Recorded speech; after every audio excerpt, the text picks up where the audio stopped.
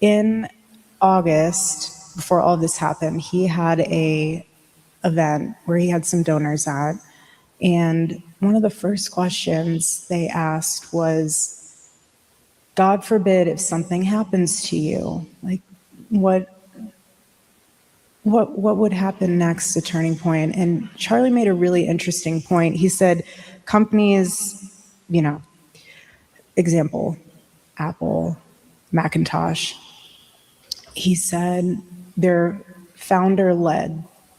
He said, but what I have built will one day, if I'm not around, be vision led. And he had made mention at the end, like, Erica will do a great job running it. This is very interesting. So imagine you are at an event with the donors, and one of the very first questions you get asked is, when you die, who's going to take over from you? I wonder what would prompt these donors to just all of a sudden say, well, you know what? I think he's about to kiss goodbye to this earth. So we just need to start preparing. And now, could this be coincidence? Yeah, it could be coincidence, but not when you have people who have been reporting about all the pressure that Charlie was under from the same donors, from the same donors, right? So I found this one clip to be very interesting.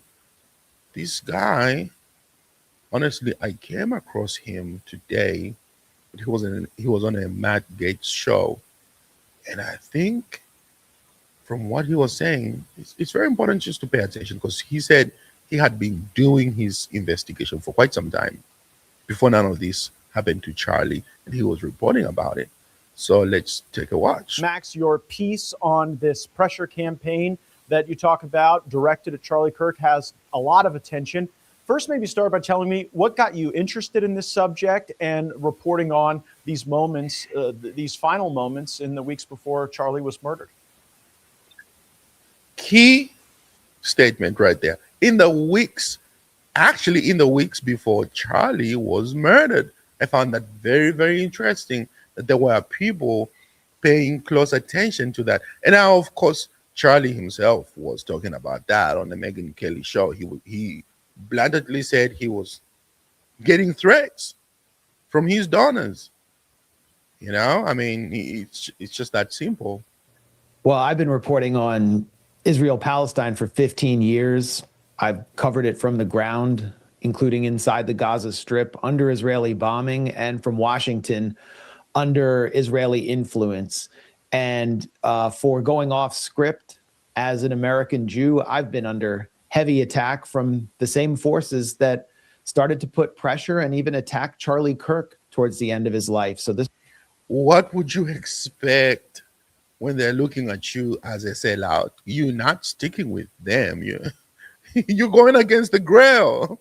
This is a compelling story for me, something I'd been following really closely after the Student Action Summit last July in Tampa, which was an electrifying event where Charlie Kirk opened up the stage for critics of Israel inside the conservative grassroots, like Tucker Carlson, comic Dave Smith, who, like me, is a Jewish anti-Zionist, was debating the issue on stage, and the crowd really loved it. The conservative grassroots is undergoing a real shift on this issue, and Charlie Kirk had to bridge the divide between the grassroots of conservatives under 30 and the donor class, which had basically launched his career, who were substantially pro-Israel.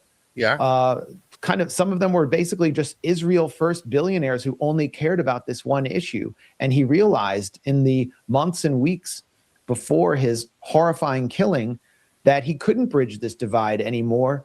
And as I reported in the third of my investigative pieces about this tension and this conflict, he lost his biggest donor, Robert Shillman, Israel first billionaire who funds the illegal settlement enterprise in the West Bank, who has funded the career of Laura Loomer, who's become this pro-Israel enforcer around the Trump administration. He just bailed out of TPUSA. One of the biggest donors was about to have a plaque commemorating his.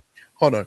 And If you see Laura Luma, everything that she ever says on her platform, you dare criticize Israel or the Jews, any Jew, just by an inch. Oh, you getting a looming rage just coming at you. Just check her Twitter feed right now. I mean, she's crazy. The whole girl is a lunatic. Lunatic? Yeah, a lunatic, lunatic. I think that's a better one. She's a lunatic. And it's very interesting to me, but I didn't know that piece that he actually funds her. Because if you just think about it, like, of course, they need a mouthpiece. They need the little dogs to just keep barking. But the problem is they're just not going anywhere. People are waking up to the truth. And for the younger people, the support of Israel is just not there. They are losing their base in the MAGA movement. If you listen at the Turning Point event, okay, just listen to the speeches that were being deliberated, and you're going to listen to the voices of reason. Now, when you have people like Ben Shapiro, of course, he has his own base of people. You know, you can hear the claps and the cheers, but for any sensible person, every single person in there under 30, the noise was even louder. The cheers were louder when people spoke sense and said, we can still speak up against the voices of cancel culture, the voices of trying to out people out of the MAGA movement, trying to silence people, calling people anti-Semitic simply because they have a different message, becoming exactly what Republicans hate. Because Republicans were all for free speech, but all of a sudden, Turning Point, the base that was all for freedom of speech, advocating for that, through that one man, for some reason, they're just crashing out real bad. And okay, we're not going to get into the other segment. Let's go ahead and finish what he's saying, because you can get me going. His sponsorship of TPUSA put up at their offices in Phoenix. And at the same time, on a daily basis, Charlie Kirk was basically being managed, often against his will, by a small coterie of pro-Israel activists closely connected to Benjamin Netanyahu, as well as Benjamin Netanyahu himself. And I learned from a longtime friend of Charlie Kirk that Charlie Kirk actually couldn't stand Netanyahu, found him to be a bully, manipulative, and was just sick of his constant demands. And now, can't verify all that information, but it makes sense. Maybe that's why Charlie was about to was being invited to go to Israel by Benjamin Netanyahu. You know for sure.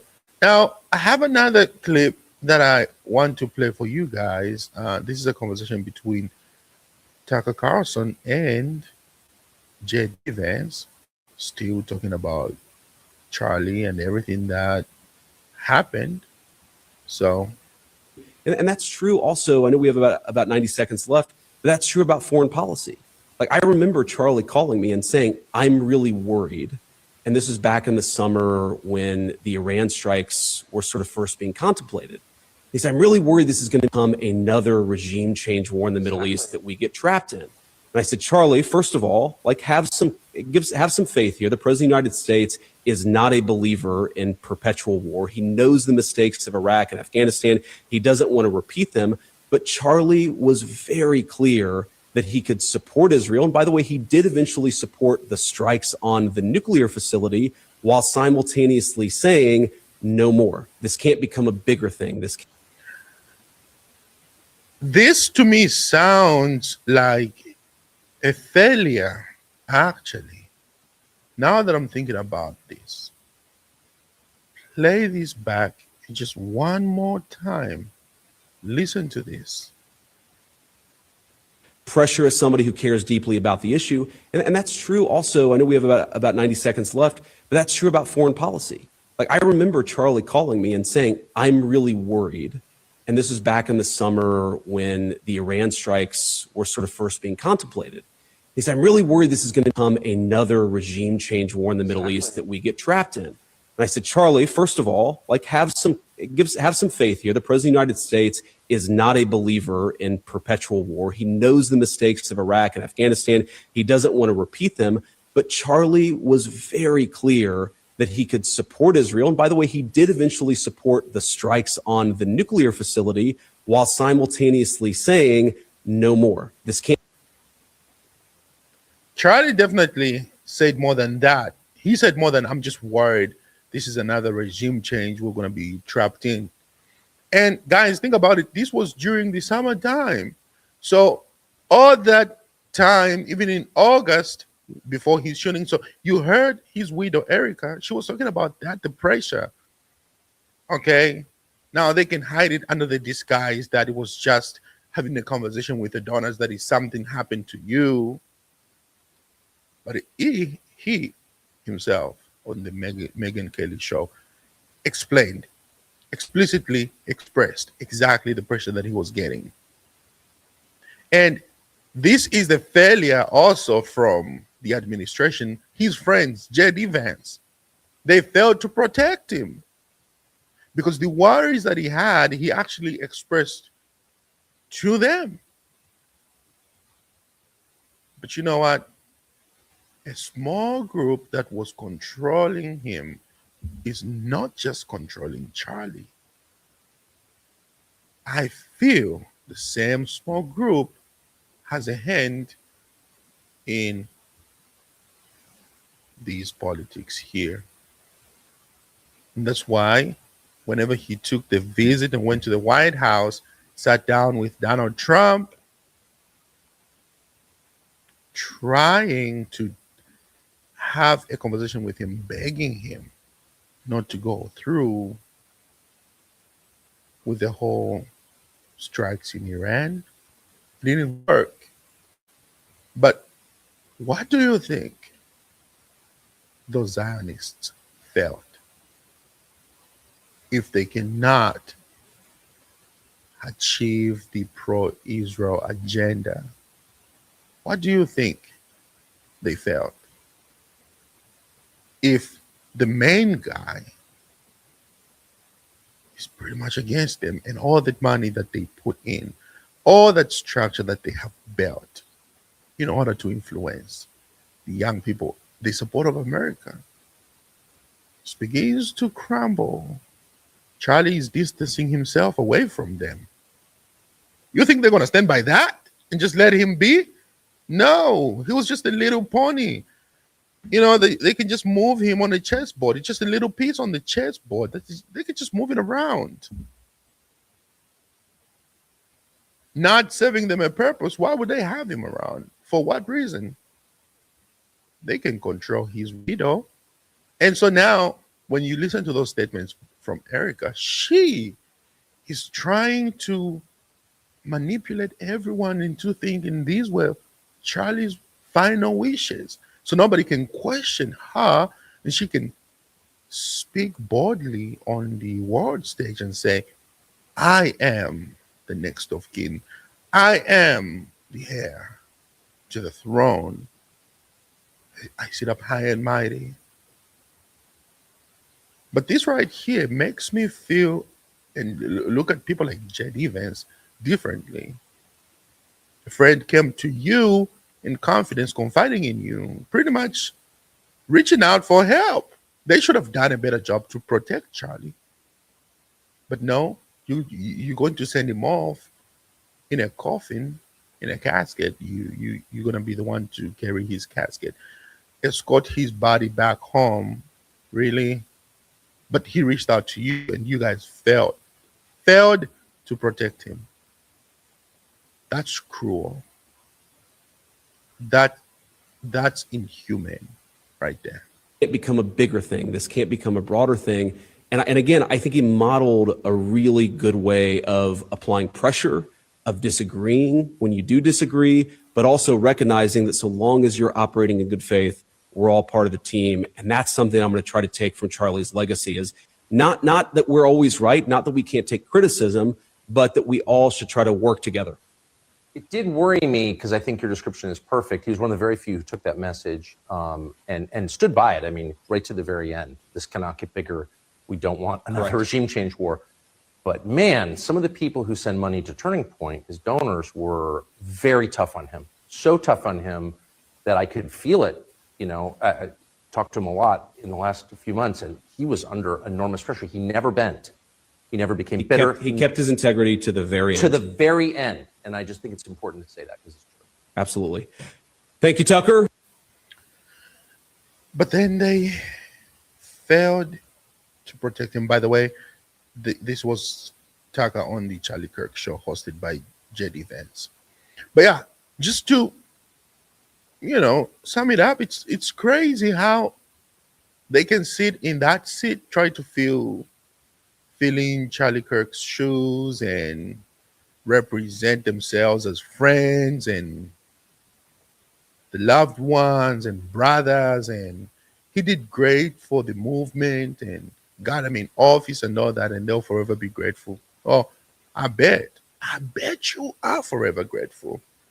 But you failed to protect him when he reached out. Now that right there, my friends, is very problematic, especially when people knew the danger that he was in. That is very, very problematic. Let me know what you think, guys, in the comment section below. Shoot me an email if you would like to be part of the podcast discussion, whatever topic, any tips, updates, anything that you would like for me to cover, you can email it to me. I will see you guys on the next episode. I'm Lukunga Mlenga.